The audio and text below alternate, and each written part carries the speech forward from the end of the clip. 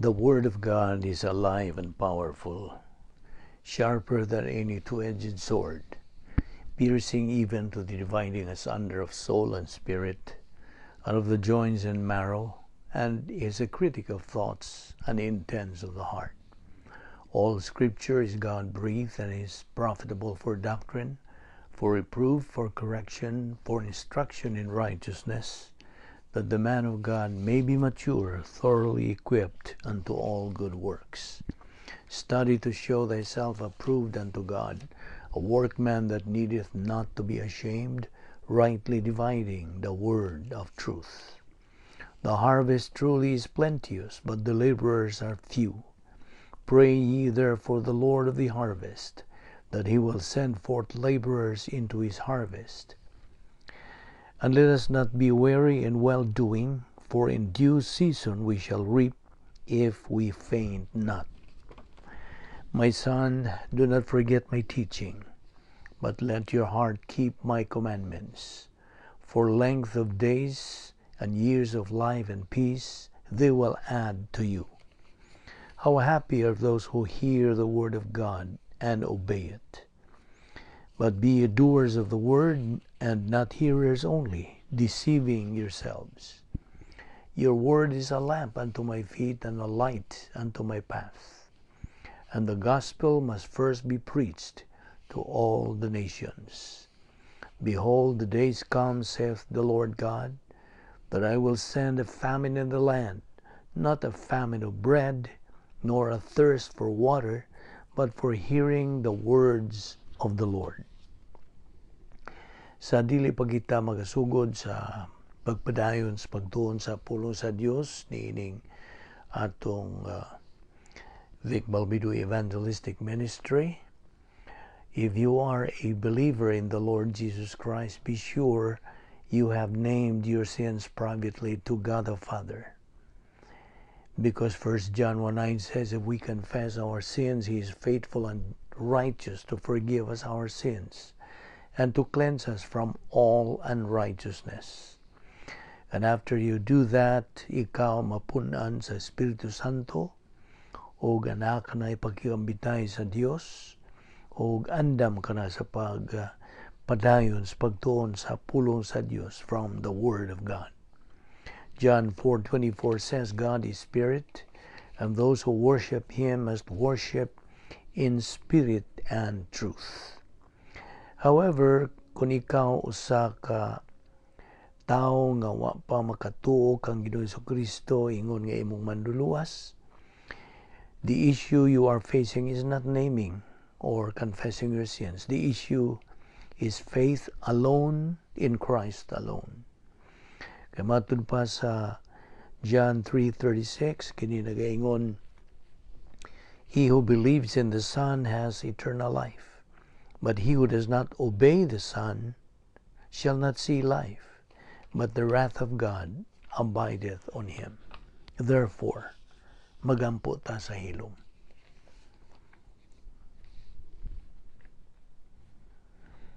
Let us pray. We consider it the privilege, Heavenly Father, to have the freedom and the opportunity of fellowshipping in your word. We are grateful that through your grace, you brought us once again in this Bible study through the YouTube and Facebook to take in your precious word, which is the only shield we can equip and arm ourselves to confront any false teaching that religion tries to spread in this devil's world. We now pray that you give us the concentration through the filling of the Holy Spirit, challenge and motivate us to the things that you're going to teach us tonight or today. Make these things a blessing to us. All this we ask in Christ's name. Amen. Well, we are here today once again in good health. We are alert with a clear mind. We are alive and kicking. This is all because of God's mercy, love, courtesy, and grace. We don't deserve it, we don't earn it, nor work for it. Karong adlaw magapadayon kita sa pagtuki, paghisgot bahin sa atong gisugdan na ang mga pagtulunan bahin sa mga talamdan unsaon nato sa pagkinabuhi sa kinabuhing Kristohanon or spiritual life. Unas tanan, atong tukion kining pagkamapahitason o pagkaburong. Now, kining pagkamapahitason, arrogance o ang pagkaburong and ignorance, kini magkakuyog yun. Magkuyog ni sila. Now, diha sa Filipos 1:21, si Apostol Pablo nagkanayon, kaya lang kanako ang kinabuhi mao si Kristo. Now, sayod si Pablo, nga iyang matuman ang plano sa Dios ang kinabuhi, kana kung mo representar siya kang Kristo, pinagi siyang pagkapuno sa Espiritu Santo. Dili siya maka-operate o makahimo, pinagi siyang kaugalingong kahimuan. Dili. Diha lamang sa iyang pagtugot sa Espiritu Santo, nga mao'y magapuno o magakontrol sa iyang kinabuhi, nga siya makaproduce og Diyos nung maayo divine good alang sa paghimaya sa Diyos for God's glorification. Ang production sa atong Diyos nun nga maayo, pagapanalanginan sa madagayaon dinhi pa sa yuta, ingon man didto na sa langit hangtod sa kangturan. Ang Proverbio 11:3 o 30 nagasulti niini, ang binuhatan sa usa ka matarong, ang buot pasabot hamtong nga magtutuo, usa ka kahoy sa kinabuhi, the tree of life. Now, sa dihang makasala ka, maputol ka ng imong pag-ambitay sa Dios. Himatik di kini, wa ko moingon o relasyon. Nag-ingon ko og pakigambitay. Ang relasyon, relationship. Ang pakigambitay, fellowship. Kung makasala ka, di man mawa ang imong relasyon sa Dios. Kaya di na matangtang ang imurang pakigambitay, your fellowship. Kaysa dihang mituo ka kang Kristo, ingon nga imong manluluwas, nahimo ka diha nga usa ka sakop sa harianong panimalay sa Dios, sa dayo na kana forever. Apas higayon nga makasa ka, mawa diha kanimo ang pagpuno sa Espiritu Santo ug busa mahigawas ka sa pakigambitay sa Dios. Kasabot ka? Ang ikaduhang Juan 9:a nakanayon ini, ang tao nga wala magpabilin ug wala mutuman sa pagtulunan ni Kristo, wala kaniya ang Dios. Ang panangamahan ug ang anak kaniya nga nagsunod sa pagtulunan ni Kristo. Usab, ang 1 Juan 1:5 nagkanayon, mao kini ang mensahe nga among nadungog gikan sa iyang anak, ug gisangyaw namo kaninyo nga ang Dios kahayag ug diha kaniya wala gayoy kangit-ngit. Ang keyword niining maong teksto mao ang pulo nga kangit-ngit. Ikaw, anas kangit-ngit, kung nagtinir ka og sala, ug busan ay gawas ka sa pagigambitay sa Dios, kinsa maong kahayag.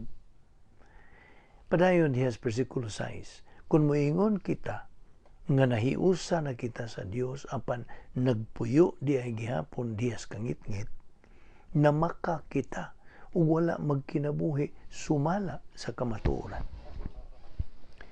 Kung ikaw nagpakasala ug wa ka mo rebound, wa ka mo kumpisal, apan mo angkon ka lang gihapon nga naa ka sa pagigambitay sa Dios, bakakon ka niana. Wa man gyud kay pagigambitay sa Dios kung naa kay wa ikumpisal nga sala diha sa imong kinabuhi.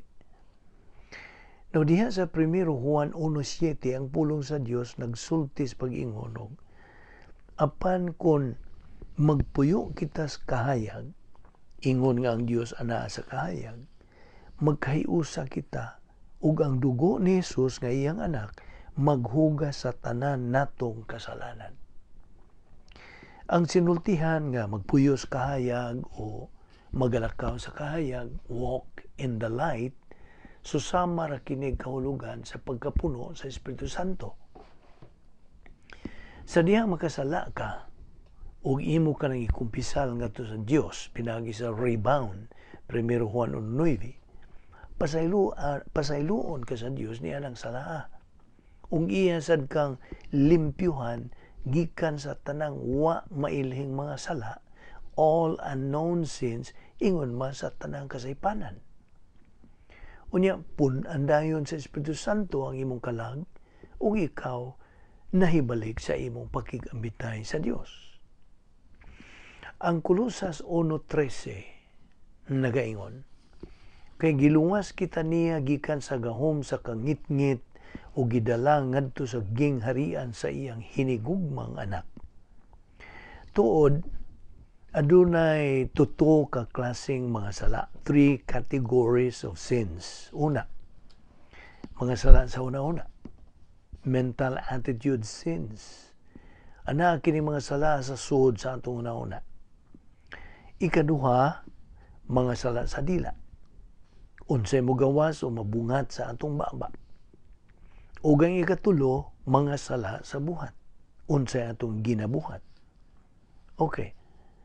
Ani ay talaan sa pipila ka mga sala sa una-una, mental attitude sins.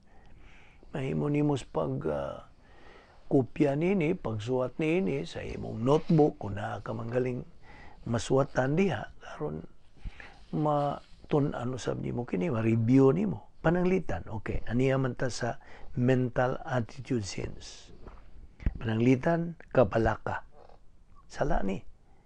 Pagka mapahitason, pangabubho, kahadlok, kasuko, pagbatig sadan, kasina, kalagot, pagkaluoy sa kaugalingon, ug daghan panguban. Okay, mao kana ang mga sala sa hunang-huna. Now, ato sa mga sala sa dila, sins of the tongue. Ehemplo, pagpanaway, paghukom, pagdaot sa uban, pagbugal-bugal, bullying sa in English, pamakak, pagpanglibak, pagbutang-butang, ug daghan pang uban. Mga ehemplo lang ni. Adto tas mga sala sa buhat, overt sins. Ani ay mga ehemplo nini, pagpangawat, pagpanakmit og mga baligya, shoplifting, paghubog-hubog, pagkikilawas, gawas sa kaminyoon, pangguba, vandalism, pagpanamastamas, violence, pagbuno, murder, ug daghan pang uban. Paminaw, ang tanan makasala. Gusto? Kitang tanan. All of us, no exemption, ang tanan makasala, apil na ang mga Kristohanon, of course. Huwag makalalis niya na. Ang 1 Juan 1:8 nagkanayon, kung muingon kita nga wala kita'y sala, gilimbungan nato ang atong kaugalingon, ug wala ka nato ang kamaturan. Ani ay laing punto nga angayng masayra nato mga magtotoo. Okay? For us believers, natong mga magtotoo, mga Kristohanon. Sa atong pag-rebound o pagkumpisal aron may balik ta ngadto sa gahom sa Dios, divine sphere, dili na kinahanglang magpaluwas ta pag-usab. Ngano man tungod kay naluwas naman ta. Ang kaluwasan angay tang hinumduman makausara may tabo. Niya na arang higayong gituan tas Ginoo Kristo. Maor na. Ayaw nagbalik-balik o paluwas. Kaya na matunong na. Now remember this. Inumdumi kini. Once saved, always what? Always saved. Ayaw na ka nakalimti. Okay. Kaya na kini nahiubos kini. I mean, this is under the doctrine of eternal security. Dayo na nga pagkasiguro. Okay. Pangutan unta kag nganong dili naman mawa o matangtang ang imong kaluwasan bisag makasa ka pa ngano man. Tubag tungod kay sa dihang giluwas ka ni Kristo, giluwas ka hangtod na sa kahangturan. Ang Dios diha sa 1 Juan 2:1a nagakanayon og mga anak, gisulatan ko kamo niini aron dili na kamo magpakasala. In other words, sayod sa Dios nga bisag usa ka na ka magtotoo Kristohanon kinsa di na buot magpakasala, makasala pamangyo ka. Dili niya buot nga makasala ka pa. Apan bisag makasala ka pa, di naman mawa lagi ang imong pagkaanak niya. Hangtod na kana. Di man ni kini?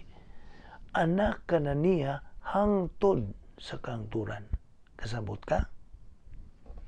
Diya sa 1 Juan 2:1b, kini ang atong mabasa diya. Apan kung may makasala, may manlalaban kita nga si Jesucristo ang matarong, the righteous one. Naatay manlalaban si Ginoong Jesucristo.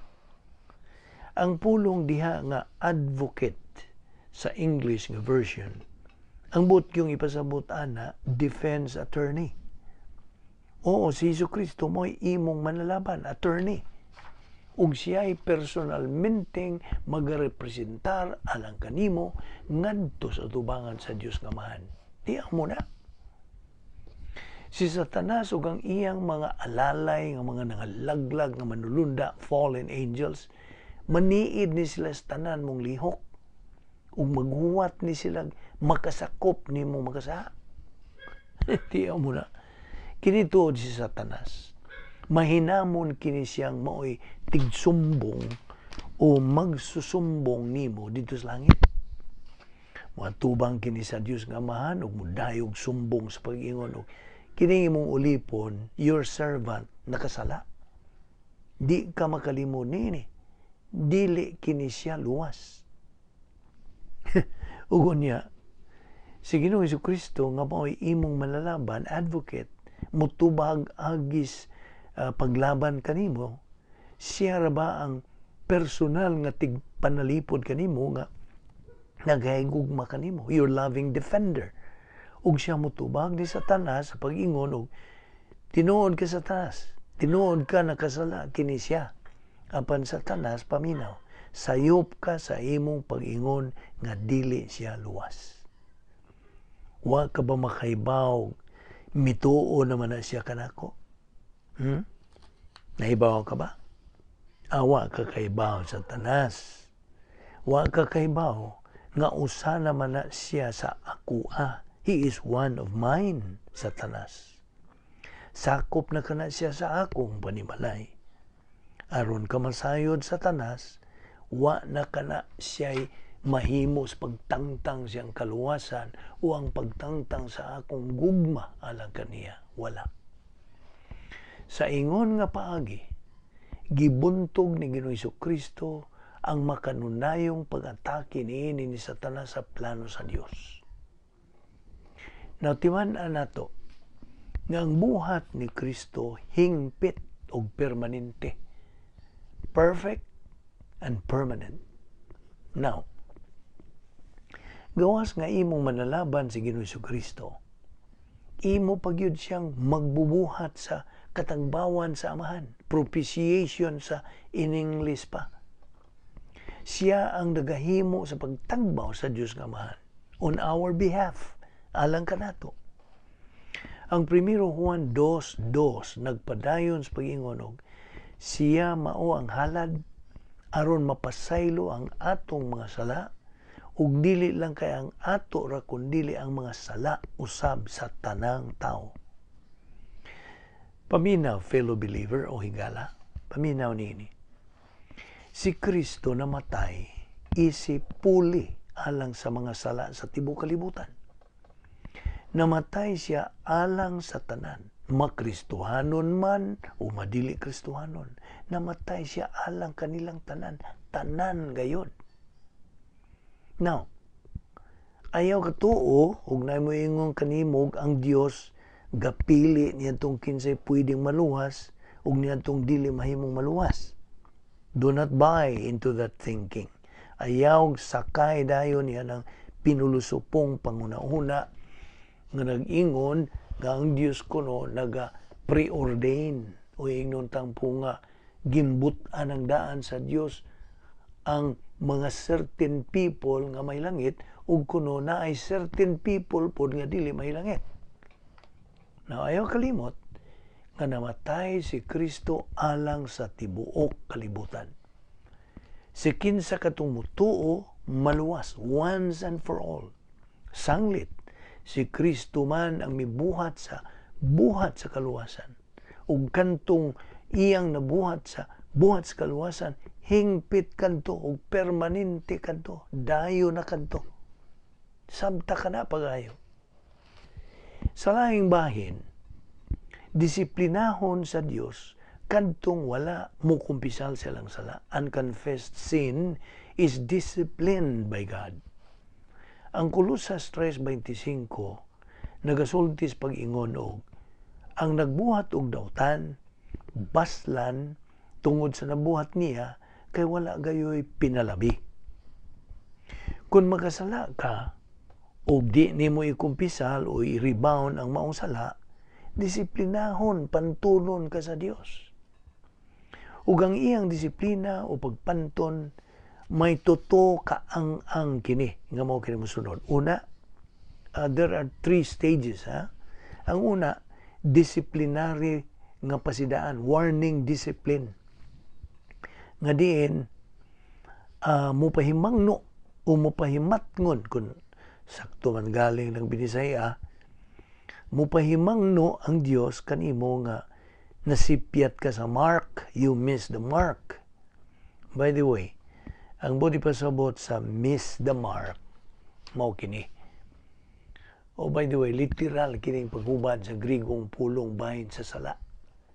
Kung kita makasala, masipyat kita sa giing og bullseye. Mahog kita ngadtos gawas sa kabubuton sa Dios sa atong kinabuhi. Okay. Mo kadto ang unang ang sa pagdisiplina kanatong mga magtotoo. Pasidaan nga pagdisiplina. Warning discipline. Now, ay kaduha nga ang mao ang nagkasamot kabugat nga disiplina. Sa in English pa, intensive discipline. Diin mo dugang ang Dios ug dugang pag-antos kanimo tungod kay wa manimo panumbalinga. You have not responded. Ang unang ang sa disiplina nga pasidaang disiplina. Wa man lang nimo ni balihagod, wa man nimo tagda. Ug karon ang ikato nga ang sa disiplina mao ang disiplina nga kamatayon. Dying discipline. Nga diin tangtangon na lang sa Dios ang mapatuyangon nga unod nun terminally carnal nga Kristiyanon. Matud pa sa usa ka doktrinal nga pastor nga laksiun na lang sa Dios ang kinabuhi maong wa na lang magtagad nga magtutuo siyang pagkakristiyanon. Laksiun. O na iyang term nga gigamit. Nagpadayon naman lang siya sa paglakaw sa kangit-ngit ug nagpadayon sa pagdumili sa pagkaamgo sa disiplina sa Dios pinagiuntas pagkumpisal sa iyang sala o pag-rebound. Kinituod nga ang sa pagdisiplina sa Dios nga ginganlan sa in English og dying discipline gitawag sa popular nga term sin unto death. Mao pa na popular nga term niya na. Maayong pagkahulagway ni Apostol Pablo ang prinsipyo sa disiplinang kamatayon o dying discipline sa iyang pagpadayag sa sin unto death sa usa ka Kristohanon didto sa Korinto sa iyang pag-ingon og itugyan kining tawhana kang Satanas aron laglagon ang iyang lawas ug ang iyang espiritu maluwas unya sa pagbalik sa Ginoo. 1 Korinto 5:5. Kini kung naaso yung Kristohanon nga gisgutan dinhi nagkinabuhi sa iyang way puwas nga pagkakarnal, terminal carnality. Tinugutan niya ang iyang kinayang magkasasala sa pagpuno siyang kalag o sa pagdumala nini sa iyang unod, sa iyang lawas ba. Nagpagkasala kini siya, pagkasala, halas pagpagkasala sa way hunong. Ug ang grabe pa, kay wa kini siya pagkumpisal o pag-rebound. Aw tinuod nga luwas pa kini siya. Tungod kay hingtuo naman kini siya ni Kristo, ingon nga manluwas.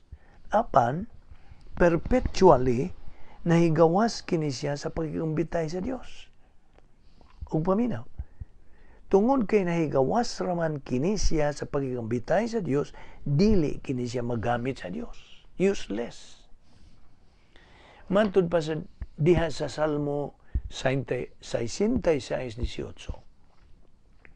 Kung gitipigan ko pa ang akong mga sala, dili unta mamati kanako ang Ginoo. Usab ang Proverbio 15:10 nagkanayon. Kung magbuhat kag dautan, silutan o mamatay ka kung dili ka modawat og pagbadlong. Kaya bigod nimo, dili makatugot ang Dios ni adtong nagmagahi og nagapadayon gyud sa pagkamasupilong mga sakop sa iyong panimalay. Now, kung magdumili gyud ka sa pagkat-on sa kastigo sa Dios, ug dili gyud kang moangkon ngadto kaniya nga dautan kanang imong gibuhat na wa na laing mahimo ang Dios. Gawas na lang sa pahamutang o pahamtang kanimo og sala nga makamatay. Sin unto death. Pahamtangan ka na niya na, nagasamot ka. Magklaruhay ta ini. Magklaruhay ta ni atong gisgutan. Now, tungod kay wa naman lagi mahimo ang Dios kung tig-an na gyud ang imong buot sa paglunang sa sala. He is going to administer diha kanimo ang sin unto death. Now, paminaw, sanglit sakop ka naman sa iyong panimalay because you are now a member of His royal family. Inig kamatay nimo, muadto ka hinuon sa langit. Ug muuban ka na sa Dios dito. Okay? Ginaot na sabta nimo sa tinaw tataw kini. Mao kini doktrina. Kini nga itong gipangisgutan mo ni doktrina. Gikan sa pulong sa Dios. Well, sa laing bahin, talking about divine discipline pa, kinahanglang dili kita mo react sa pagpanton sa Dios. Ang atong hikinahanglan mao ang pag-respond, dili ang pag-react. Now, diferensya ra ba ang pag-react kaysa pag-respond? Gusto? You see, mupanton ang Dios kanimo tungod kay iya kang gihigugma. Ug mao nga gikinahanglan lamang nimo ang pag-respond sa positibong paagi ngadto sa iyang pagsilot kanimo. Tungod kay imo man usab siyang gihigugma. Correct? Diha sa mga Hebreano 12:5-6, kini nagkanayon niini. Nalimot ba kamo sa makapadasig nga mga pulong nga gisulti sa Dios kaninyo ingon nga iyang mga anak? Anak, isipa nga mahinungdanon ang pagdisiplina sa Ginoo kanimo ug ayaw kaluya kon badlungon kaniya. Kay disiplinahon sa Dios ang tanan nga iyang gihigugma ug kastiguhon ang tanan niyang anak nga iyang giila. Fellow believer, ikaw anak sa Dios. Nagamando ang Dios kanimo nga murispan ka o mubalos ka sa iyang gugma ug dili nga mo-react o musuki ka ngadto sa mga kaimtangan sa imong pag-antos. Kaya bigod nimo, ang reaksyon dili maayo. Kaya kini mo resultang kayugot o bitterness sa in English nga sa atong nasayran usa kini sa mga grabing matang sa tanang mga sala. Hinunua ang pag-respond musangpot kini sa paghinulsol, pagsugid sa sala o pag-rebound, nga mao'y pag-angkon, pag-admit nga ikaw nakasala sa atubangan sa Dios. 1 Juan 1:9. Tinuod ng pagsuki o pag-react sa disiplina sa Dios, matud pa sa English, will get you into big trouble with God. Tinuod gyud kayo kana. Ayaw kalimot nga imong amahan ng Dios. Kung ang imong amahan nagtuo nga angay kaniyang latuson, dili maayo muriak ka o mangisog ka sa pag-ingon kaniyang, sige, suway kong dapat, kay biyaan gyud kanako sa hangtod, ayaw lang gyud kong disiplina. Kanang klasihang reaksyon kadto sa pagpanton nga angay ipahamtang deserve discipline. Resulta pa hinoon ka na grabe-grabing suliran that would get into deeper trouble. Ingon usab niya na katinuod ngadto sa Dios. Kung makasala ka og dili ka musugid nga ang imong sala, imong gibutang nga imong kaugalingon pahilayo sa Dios. Ug unya musugod ka na sa paglunang sa imong kaugalingon sa pagka terminally carnal o nudnon nga wa nay hunong. Mao'y hinungdan nga kinahanglan kang makakat-on gikas disiplina. Tuguti ka na siyang muganoy kanimo ngadtos pagpakigambitay sa Dios, pinagis pagkumpisal sa imong sa o rebound. Ayaw tuguti ka ng disiplinahan nimo gikan sa makiangayon nga Dios nga mupahilayo kanimo gikan kaniya ngadtos kasuko o pagpakigbatok. Now, ang pagka-arugante muriak ngadto sa pagpiit o pressure, di ba? Samtang ang pagkamapaubsanon, humility, mutubag o mo-respond ngadto sa maong pagpiit. Okay? Karon. Ani ang ikaduha nga talamdan sa kinabuhing espirituhanon. Aron imong mahigugma ang Dios, kinahanglan nga imong ilhon siya, right? Ug aron ato siyang mailhan, aron makaila ta kaniya, kinahanglan tas pagtuon sa pulong sa Dios adlaw-adlaw. Nahinumdong ka pa bas paghulagway sa protocol nga plano sa Dios? Well, atong reviewhon atong labason ng atong nahibaw-an o nasayran bahin ini. Honestanan, ang protocol nga plano sa Dios nag-ingon nga ang usa ka hustong butang kinahanglang buhaton sa hustong paagi. Okay? A right thing must be done in the right way. Ug ang hustong butang mao ang doktrina sa pulong sa Dios. Ang hustong paagi mao ang pagtuon niini adlaw-adlaw. Paminaw. Pinaagi lamang sa adlaw-adlaw nga pagtuon sa pulong sa Dios nga makatunan mo ang mga espirituhanong kahanas, spiritual skills nga mao'y makapahimo nimo sa paghigugma sa Dios ug sa pagkinabuhi sa espirituhanong kinabuhi. Ang kalibutan punog mga Biblia karong panahon na. Tinuod na. Daghang mga tao ang nanag-iyag mga Biblia. Gani na ay mga dili Kristohanon nga nanag-iyag mga Biblia. Apan, kini silang mga tawana di makasabot sa Biblia. Tungod kay wa man kini sila gahom sa Espiritu Santo nga mopatinaw unta kanila. Pareho ra gud ni sila kotse nga way gasolina, unsaon man niya sa pagdagan. Okay, matud pa sa Hebrehanon 5:12. Kung basahon, dugay na unta kamong nahimo nga mga magtutudlo. Apan hangtod karon nagkinahanglan pa kamong mutudlo kaninyo sa unang mga leksyon may tungod sa mensahe sa Dios. Gahi na unta ang angay ninyong kanon, apan hangtod karon nagkinahanglan gihapon kamo gatas. Now si Pablo nagasuwat ngadto sa mga Kristohanon nga taon-taon na nangaluwas. They had been saved for a while na. Dihay diferensya. Something was wrong. Kinahanglan na unta kini silang nangahimong mga hingkod nga espirituhanon, spiritual adults. Kaya nagsige naman ni sila tuon og mga uswag nga pagtulon, advanced doctrines. Apan hinahanglan pa man diay ni sila bibiron. Nga no gud ning naingon man niining mga kining mga tawhana ini. Tungod kay nagpabalda man kini sila sa ilang pagtuon sa pulong sa Dios. Nang giduka ni sila sa Bible class nila. Daghan ni sila mga baliban nga mupalta sa ilang Bible study. Nagpada kini sila sa kalibutanong mga butang nga maoy nakadani kanila inay mo dupot sila sa pagkatuon sa pulong sa Dios.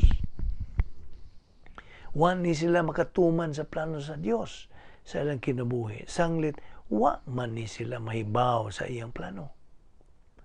Wa ni sila doktrina sa ilang kalag nga mauntay ilang magamit. Ug isip mga Kristohanon, kinahanglan ta ang pagsunod sa panig-ingnan ni Ginoong Jesucristo. Ingon nga tao, si Jesucristo mitubo sa lawas ug sa kinaadman ug gikahimut-an siya sa Dios ug sa mga tao. Giun sa pagtubo ni Kristo sa espirituhanong kaybaw, pinaagi sa masubayon ug adlaw-adlaw pagtuon ug pagkat-on sa pulong sa iyang amahan. Nagpabilin siya sa pagkapuno sa Espiritu Santo ug iyang gigamit ang walo sa napulo ka paagi sa pagsulbad sa problema. 10 problem-solving devices. Nainumdum kagiun sa pagtubag niya si Satanas sa matag higayon nga gitintal siya nini. Iyang gikutlo ang balang kasulatan, scripture after scripture after scripture. Ang iyang mga tubag sa mga tentasyon nga gihimo ni Satanas kanunay yung magsugod sa samang paagi. Sumala sa naisulat sa balaang kasulatan. Ato kining ipadayon sa sunod higayon, kining atong paghisgot ni ining bahina, bahin sa Kristohanong pagkinabuhi, the Christian way of life. Mag-ampo kita. With your heads bowed and eyes closed, let us spend the closing moments of our service, niining adlaw, describing salvation, describing that which the unbeliever does not have or is not aware of. It's time, if you are an unbeliever, niining adlaw, that you be aware of what Jesus Christ offers to you. He offers eternal life. God so loved the world that He gave His only uniquely born Son, that whosoever believes in Him shall not perish, but have eternal life. Now everybody wants eternal life. So if you want it for real, if you want the eternal life that God promises, you must understand how Christ brings it to you. Una, sa tanan, He appeared as God and man. That's who Jesus Christ is. And then He came for one single purpose, and that was to die for you. Of course, He taught doctrine while He was here, but His mission was to die so that we might have fellowship eternally with God. And how would that work? He went to the cross, and God imputed to Him all the sins of all mankind, including all of yours. And on that cross, God judged Jesus Christ for your sins. That means He was your substitute. The sins that rightfully God should judge that are yours, He judged in Christ. So now your sins are not a block. They are not an issue anymore when it comes to your relationship with God. Christ took care of that. And so because He did, there is a simple way to receive eternal life. Because of Christ, all you have to do is accept His work, accept His person. Christ did it all for you. So as Ephesians 2, 8 and 9 says, we have been saved by grace through faith. This salvation is not of yourselves, it's a gift of God, not of works, lest anyone should boast. That simply means, right where you sit right now, you can believe in Jesus Christ. Makasulti ka nga sa amahan, Father, I accept the gift that you are giving to me through the Lord Jesus Christ. Ug mao kana ang higayon, the moment of your eternal future. Busa nagaampo ako that you give this great consideration because it is your life. And you must know what you're headed for, eternal condemnation or eternal life. The choice is all yours. Magampo ta. And now, Father, we thank you for the clarity of who we are and what we must be, what you require of us. And we pray that as we continue in our temporary life here on earth, we will keep in mind what our priorities are, never forsaking or leaving them, and never becoming anything less than salt that is a savor. We ask this in Christ's name. Amen.